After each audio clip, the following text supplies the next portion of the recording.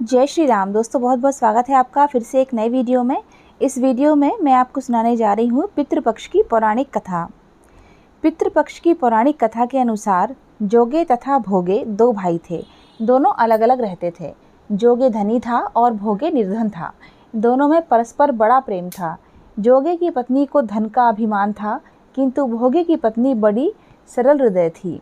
पितृपक्ष आने पर जोगे की पत्नी ने उससे पितरों का श्राद्ध करने के लिए कहा, तो जोगे इसे व्यर्थ का कार्य समझकर टालने की चेष्टा करने लगा। किंतु उसकी पत्नी समझती थी कि यदि ऐसा नहीं करेंगे तो लोग बातें बनाएंगे।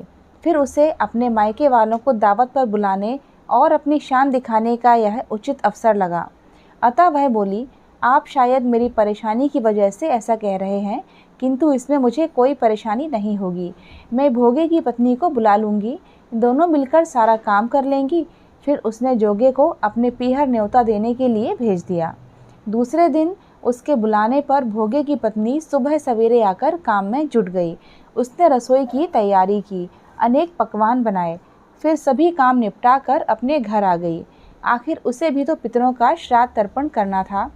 इस अवसर पर ना जोगे की पत्नी ने उसे रोका, न वह रुकी। शीघ्र ही दोपहर हो गई। पितर भूमि पर उतरे। जोगे भोगे के पितर पहले जोगे के यहाँ गए तो क्या देखते हैं कि उसके ससुराल वाले वहाँ भोजन पर जुटे हुए हैं। निराश होकर वे भोगे के यहाँ गए। वहाँ क्या था, मात्र पितरों के नाम पर अगियारी दे दी गई थी। पितरों ने उसकी राख चाटी और भूखे ही नदी के तट पर जा पहुँचे। थोड़ी देर में सारे पितर इकट्ठे हो गए और अपने अपने यहाँ के श्राद्धों की बड़ाई करने लगे। जोगे भोगे के पितरों ने भी अपनी आप बीती सुनाई। फिर वे सोचने लगे, अगर भोगे समर्थ होता तो शायद उन्हें भूखा ना रहना पड़ता, मगर भोगे के घर में तो 2 जून की रोटी भी खाने को नहीं थी। यही सब सोचकर उन्हें भोगे पर दया आ गई।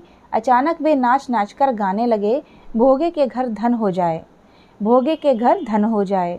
सांझ होने को हुई। भोगे के बच्चों को कुछ भी खाने को नहीं मिला। उन्होंने माँ से कहा, भूख लगी है। तब उन्हें टालने की गरज से भोगे की पत्नी ने कहा, जाओ, आंगन में हौदी औंधी रखी है, उसे जाकर खोल लो और जो कुछ मिले बांट कर खा लेना। बच्चे वहां पहुंचे तो क्या देखते हैं, हौदी मोहरों से भरी पड़ी है। वे दौड़े दौड़े माँ के पास पहुंचे और उसे सारी बातें बताईं।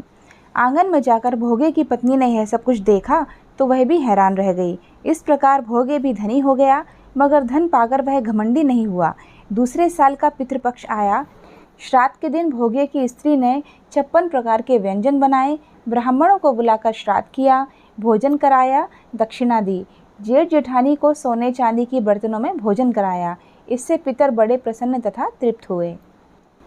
यह कथा यहीं समाप्त होती है। कहते हैं, श्राद्ध की कथा सुने बिना श्राद्ध फल नहीं देते। दोस्तों, वीडियो अच्छा लगा है तो वीडियो को लाइक, शेयर और चैनल को सब्सक्राइब ज़रूर कीजिएगा। फिर मिलते हैं नेक्स्ट वीडियो में। हर हर महादेव।